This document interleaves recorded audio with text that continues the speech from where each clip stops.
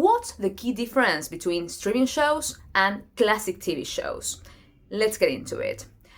I'm not going to talk just about number of episodes or even whether we have filler episodes or not, because I think the difference goes beyond this. So when you watch House, Grey's Anatomy, BBC Merlin, or any procedural ever, you are probably able to watch an episode in isolation, as long as you know something about the characters or like the basic plot of the show. And you will be able to follow along and understand what's going on and even feel satisfied by the end of it, because you will realize that it's kind of a self-contained story, even if there is an overarching plot that spans the course of the season or even the whole show. This is something that you cannot really do with streaming shows, even if you have episodes that you really like, because they don't have self-contained stories, usually. You have to watch one episode and then the other and then the other, and then when you get to the full season, you will truly understand what they were trying to do and the story that they were trying to tell. That is because streaming shows and classic TV shows are built differently.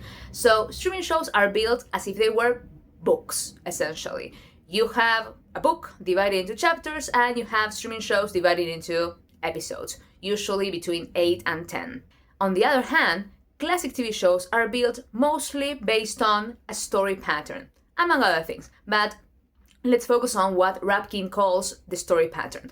What is this? This is basically the structure of any episode of a classic TV show. The same things happen at around the same times in every single episode. If you watch an episode of House, you will probably be able to tell when he's gonna figure out the answer to the mystery of the episode. That is also why sometimes you may feel like these shows are like recycling the same conflicts and the same beats over and over again. And it's because it's done on purpose. It was supposed to be built this way so that you could get into the show at any point and you would be able to follow along pretty much as if you had been watching from the beginning. Of course, this also allowed them to make the seasons longer, because you could make 22 episodes of this story pattern. Whereas if you're telling a story that is basically like a book, but in show format, you can only stretch it out so much. Let's look at Friends for a second, because they named the episodes literally the one where X thing happens. The structure was so clear that the only thing that